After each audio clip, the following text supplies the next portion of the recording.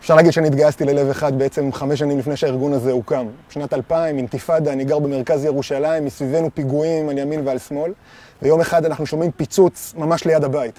ורצים להדליק טלוויזיה, ויושבים ורואים ודיווחים וכתבות ועיתונאים, ופתאום אנחנו תופסים שמטר מאיתנו יש אנשים שצריכים עזרה.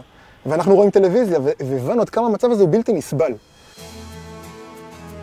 לב אחד הוא למעשה ארגון המתנדבים הישראלי היחיד שמתעסק אך ורק בהפעלת מתנדבים בחירום. המומחיות שלנו, שפיתחנו אותה במהלך השנים, זה היכולת לבוא ולהתייצב במצב חירום, וזה יכול להיות שלג בירושלים או תקופת לחימה בדרום, להתייצב ברשות המקומית, להתחבר אל הגורמים הרלוונטיים ברשות, ולהיות כתובת לכל מסת המתנדבים האדירה, הישראלים המדהים, שרוצים לבוא ולהתנדב ולהפוך את כל הדבר הזה לכוח עבודה משמעותי עבור הרשות המקומית.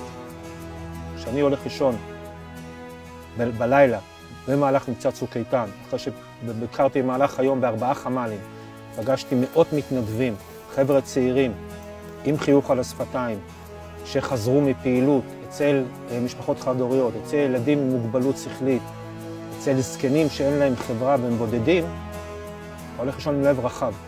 אנשים במצוקה. אתה בא ויש לך את הזכות לבוא ולעזור באיזושהי צורה למצוקה של האנשים האחרים, זה משאיר אותך עם הרגשה שאתה לא יכול להשוות לזה שום דבר אחר. פעמיים בשבוע היה לי שיחות לילה כאילו שהן חלק מהעבודה, נוהל עבודה, והוא אמר לי, איך את מוכרת את לב אחד? אמרתי לו, מה זאת אומרת, איך אני מוכרת? למה צריך למכור את לב אחד? אז הוא אומר לי, אז מה את עושה? אמרתי לו, קודם כל אני קונה. אני קונה את הלב שלך שאתה תהיה חלק מלב אחד. זה דבר ראשון. דבר שני, לב אחד זה לא איזה ארגון שבא, כאילו, כמו כל ארגון לעשות משהו. לב אחד זה החברה הישראלית. כל אחד יכול להיות לב אחד. כל ארגון אחר יכול להיכנס איתנו ולהיות איתנו, וזה לא משנה איזה חולצה הוא לובש. כי כל הרעיון פה הוא להיות בערבות הדדית. כל הרעיון שכל אזרח במדינה זכאי וחובתו היא להתנדב כשיש מצב חירום.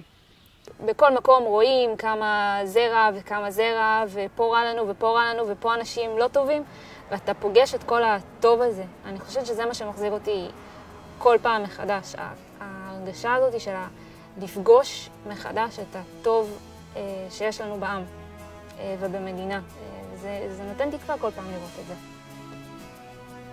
ולהיות מוקף במסה אדירה של אנשים, שכולם באו לעשות, כולם עם אנרגיה טובה, כולם אופטימיים, כולם אמיצים.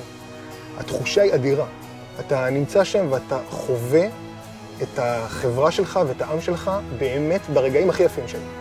ולהיות חלק מזה, זה לא דומה לשום דבר. ככה מנצחים מלחמות.